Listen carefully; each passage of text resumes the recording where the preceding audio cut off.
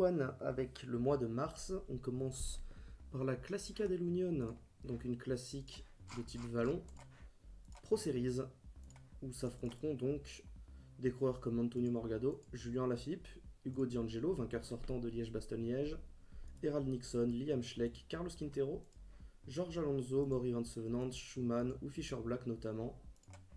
Donc c'est une classique pour puncher grimpeur qui aura quand même une bonne pointe de vitesse parce que l'arrivée normalement se décide au sprint avec un petit groupe de favoris. C'est parti. On est parti pour cette Classica dell'Union.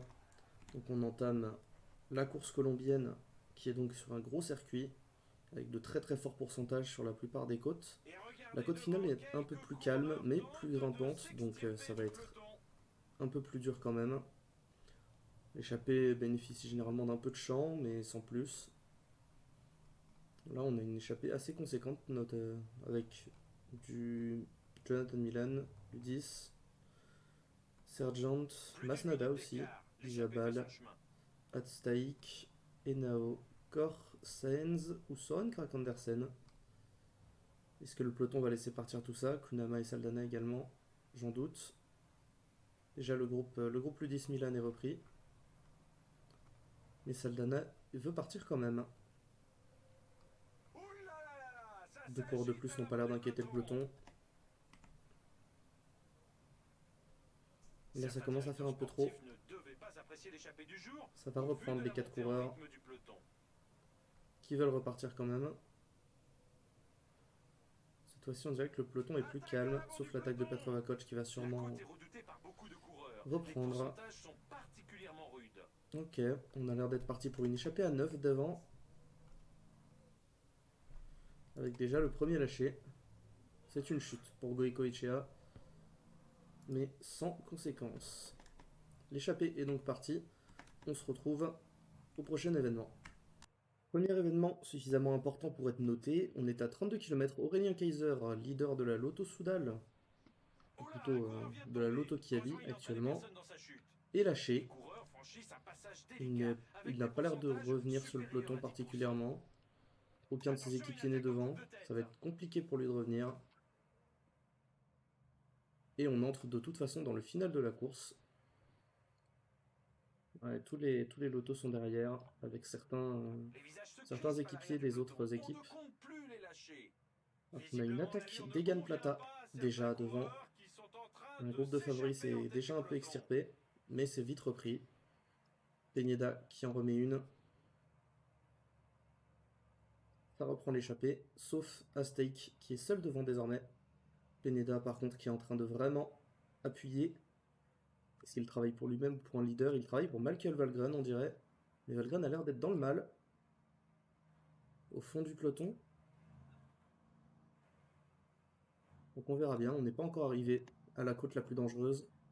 Alors qu'un favori commence déjà à être lâché. Donc déjà, Michael Valgren, on l'avait senti. Il n'aura pas les forces pour aller au bout. Benoît également. Comment ça va se jouer pour l'instant? Alonso qui mène le train pour Liam Schleck.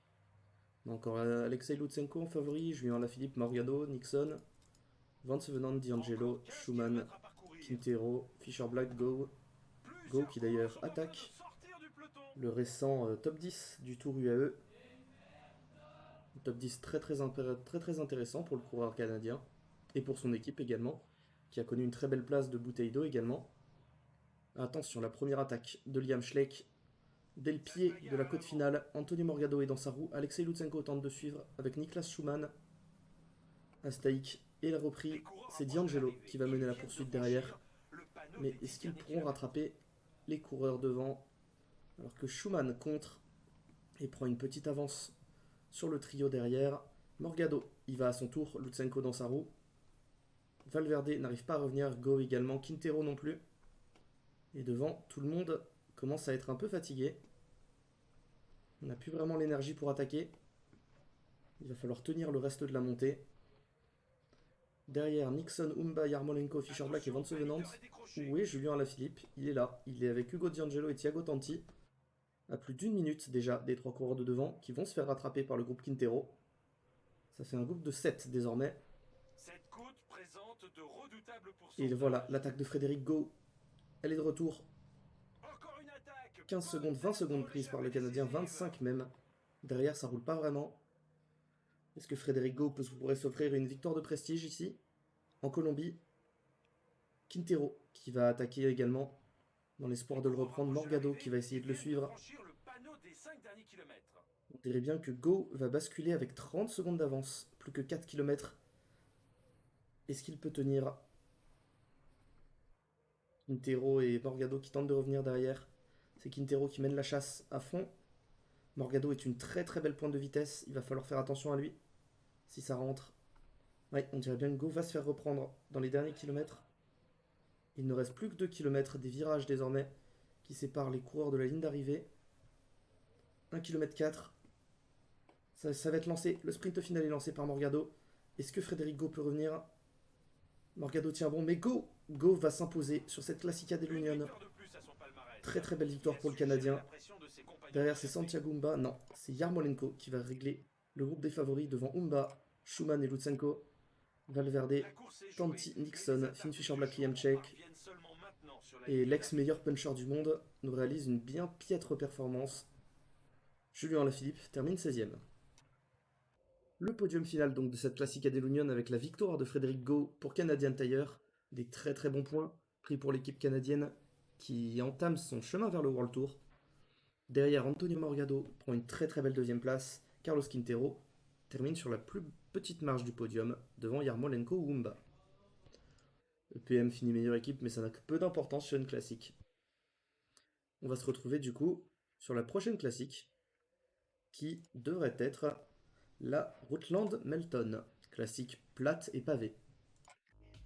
On se retrouve comme prévu pour cette classique, la Rutland Melton Cycle Classic. Une classique donc en Angleterre entre Oakham et Melton. C'est un parcours de Flandrien qui est montré ici, beaucoup de pavés, quelques petites côtes néanmoins, une près de l'arrivée en tout cas. Ça peut faire mal. Pour les favoris annoncés, on a Kramaric, César, Nigel, Kor, Carlus, Vanderhoen, Vendel, Gulbis, De Vitis et Rosillo. Donc pas de gros favoris, mais des coureurs somme toute assez forts. Et surtout, il va falloir avoir une bonne pointe de vitesse et une belle note vallon. Melton, donc première vraie course pavée. On attaque avec Vakoch, Doul et Vandramé devant. Dubois qui tente de les rejoindre, Alena également. On a Chevalier, Merlier, Godon, Ludis, Xi qui tente de partir également. Est-ce que le peloton va laisser? Pour l'instant, il n'y a pas trop de problème à ça. Canoïd de Brooks, le champion de Belgique. Avec Thomas Pidcock, Saroni, Van Hooijdonk et Arden devant. Ça continue de s'agiter devant, ouais. On verra, hein, est-ce qu'une grosse échappée comme ça peut sortir? 15 coureurs devant. On dirait que c'est parti. Donc, une bonne quinzaine de coureurs. Aucun gros favori. Mais ça peut tenir longtemps, vu le nombre. On se retrouve quand elle est reprise. Première chute pour un leader, Nigel, leader de l'équipe Jumbo-Visma. Le luxembourgeois qui est tombé. On va voir s'il va arriver à rentrer cependant. Il est attendu par Niklas Hushovd, Danny Van Poppel et Dylan Van Barle. On verra si tout ça peut rentrer, sachant que le peloton ne va pas lui faire de cadeau. C'est Meus qui roule pour Bergans. Il y a également Tim Davis, le sprinter canadien, qui va rouler.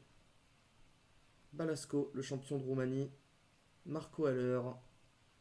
Frédéric Frison, Nelson Oliveira, Frédéric Gau, vainqueur de la Classica de l'Union il y a quelques jours. Ça va faire mal pour le coureur luxembourgeois. Il arrive à rentrer. Ce sera au bout d'un très très long effort pénible. Mais heureusement, il n'est pas tombé tout seul. Et beaucoup de monde sont derrière vous également. Fedeli qui veulent rouler aussi. Simon Carr, le pire coureur du RP. Lauréat du plus haut nombre de lanternes rouges sur le Tour de Lombardie. Il est là pour aider le coureur luxembourgeois à revenir dans le peloton. Alors que devant ça commencent les attaques. Les attaques d'Outsider commencent, on est à 60 km de l'arrivée. Donc le final va bientôt s'engager. On a du Mélis, Le peloton réduit l'écart Conti ou avec les chapeaux. Bergheim qui tentent Le des coups. peloton augmente son Bergheim, allure. du coup, Certaines équipes ne doivent pas qui apprécier les obtient un chapeaux. peu le leadership suite à la chute de son leader. On verra. Est-ce que Nigel peut rentrer? C'est pas loin, c'est pas loin. Van Barle, Ushoft passe un dernier relais à fond. Le Norvégien à bloc pour ramener son leader luxembourgeois. Et c'est revenu. Mais dans quel état sera le Attaque à l'avant du luxembourgeois? peloton. Alors que Conti, Walsh et Mélis sont partis devant. Les premiers outsiders qui attaquent. Walsh qui en remet une pour lâcher ses deux compagnons d'échappée. Devant, l'échappée est toujours en place. 14 coureurs, on en a perdu un dans la course. L'écart entre Mais le ils attaquent les peloton secteurs et pavés sans le l'échappée moindre problème. Ils sont diminue. encore 14. L'échappée du jour ne De convient pas à Vitis tout et le Mélis monde. qui sont ressortis Le peloton a derrière largement augmenté Walsh, son rythme. mais ils sont repris. Les Oula, Canadian ceux Tire qui qui vont viennent faire de l'effort près ne vont désormais pas se faire que des amis. pour reprendre, Attention, alors que une attaque Mangel entre deux têtes. passe à l'attaque, Il est sorti le Danois du de la peloton équipe comme Copenhagen, une balle. mais c'est repris. C'est Jack Stewart qui va rouler avec Amaury Levaux, Les coureurs franchissent un Tim passage Merlier devant délicat, qui passe à avec des l'attaque pourcentages et qui essaye de lâcher ses compagnons supérieurs à d'échapper. L'échappée se désorganise, c'est 10%. pas Ça bon pour s'agite tenir. devant. On voit beaucoup de coureurs qui vont sauter des relais. Canoïc de Brooks qui a tenté un coup, mais ce n'est pas passé. Michael Matthews derrière qui passe à l'attaque lui-même. Plusieurs coureurs Le, sont en train de le sprinter sortir de du l'équipe peloton. EPM qui va essayer de revenir sur l'échappée.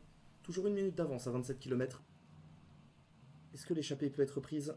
7 coureurs sont sortis, Et voilà, une mais c'est attaque repris. dans le De groupe Vitis d'échappés. qui repasse à l'attaque. Bergheim en personne qui va rouler. Est-ce que Nigel est revenu? C'est la question qu'on se pose tous. Nigel est revenu, mais il fatigue. Ça s'agite à C'est l'avant. fini pour le luxembourgeois. Sa chute lui aura été fatale. Alors que Carlus a attaqué avec Hide van Venendal. On a Vladimir César également. Toujours une minute d'avance, hein. Ça tient devant. Ramirez Harden qui passe à l'attaque. Et c'est La le meilleure moment pointe de choisi vitesse par John de Degenkolb cette pour échappée. attaquer. Attention parce que John Degenkolb derrière a fait une offensive pour l'équipe Philips. Mais ce sera pas suffisant. C'est Joseph Pitcock qui roule Il pour reste l'équipe maintenant ING. moins de 15 km à parcourir. 15 km, toujours une minute d'avance, hein. L'échappée peut aller au bout. Imposé semble trop élevé pour beaucoup de coureurs. Encore une attaque. On dirait que vraiment le Peut-être peloton l'échappée n'arrive pas à décisive. reprendre la moindre seconde sur cette échappée qui va sans doute aller s'imposer. Alors que Degenkolb attaque à nouveau. Mais à chaque attaque, ça se relève derrière et l'échappée prend 10 secondes de plus. C'est l'heure de Vladimir César désormais. Les 14 échappés qui s'entendent encore assez bien pour aller au bout. Qui des 14 coureurs devant pourra remporter le sprint? Réponse dans 5 km, alors que Vladimir César est sorti encore du peloton. Ils viennent de franchir le panneau des 5 derniers Ouais, kilomètres. c'est perdu, le peloton joue pour la 15e place. C'est terrible. Saroni en tête. Alena. Attention à Ramirez Sarden, très très belle pointe de vitesse. Saroni également. Merlia, Van Dramé, leur passif de sprinter. Attention à Tom Pitcock également, qui est devant pour Androni. Et c'est parti pour le sprint. Giuseppe Saroni qui lance en personne, alors que Xi, énorme sprinter chinois, est côte à côte avec Ramirez Sarden. Mais on dirait bien que c'est le chinois qui va s'imposer sur cette route Land-Melton devant Ramirez Sarden et Giuseppe Saroni. Tim Merlier prend la 4ème place devant Thomas Pitcock. Et un grand nombre d'échappés qu'on ne connaît pas finit dans le top 14. Et qui va régler le peloton? Ce sera John Degenkolb devant Gulbis. Le podium final de cette route Land-Melton. Un terrible coup sur la tête de Copenhagen qui devait faire top 4 sur cette course. Ça va crier dans les bureaux d'Enrique Sergent, le DS de la formation danoise. Mais en tout cas, belle victoire chinoise aujourd'hui de Yuan Shi. C'est une victoire vraiment pas prévue, mais l'échappée est allée au bout. Et c'est donc comme ça que se finit cette course. On se retrouve également pour le GP Miguel Indurain juste après. Nous parlons du GP Miguel Indurain, course vallonnée aujourd'hui entre Estella et Estella. 200 km vallonnée à faire pour tous les coureurs. On va s'élancer. Les favoris sont Morgado, Alaphilippe, Alonso, Calais, Van Sevenant, Valverde, Piccolo, Gou, Ramirez et Matthews. On est parti. En rythme du Je peloton. reprends un peu tard, mais j'ai oublié de relancer le record. On arrive du coup au moment où l'échappée vient de sortir. Ils sont à 2 minutes. Donc voilà les bandes de l'échappée. On a Isabelle Gegenhardt, Sentiens, Maitaneo, Klinet, Bernard, De Freitas, Alves, Stocke et Guerrero devant. Donc encore une fois, une échappée à 10. Est-ce que ça ira au bout cette fois? Rien n'est moins sûr. Toujours est-il qu'on est parti sur ces routes espagnoles. On entre dans le final de ce Grand Prix Miguel Indurain. Premières attaques de favoris avec Edouard Calais Attention, regardez, et Valverde Junior notamment. Ils reprennent l'échappée alors que Maitaneo, le champion d'Oman, est parti tout seul devant. On va voir, pour l'instant il y a un gros bouchon au niveau de la reprise de l'échappée. Calais et Oscar Ramirez qui repartent à deux. Valverde qui fait l'effort. Le jeune Valverde dont le père illustre a fait les belles années de la Movistar. Avec une attaque également de Wesley Marston. Il reste 20 km. Maitaneo est seul devant. Aucune chance pour lui de gagner. Alors que Carlos Rodriguez rentre pour Hagens dans le peloton. 1 minute d'avance. 1 minute 30, 2 minutes pour l'Omanais. Qui prend à charge la responsabilité de la poursuite? Pas grand monde. C'est Julien Alaphilippe qui s'y colle, mais si on lui laisse beaucoup trop de temps, Maitaneo, il va pas se faire prier. Attaque d'Edouard Calais.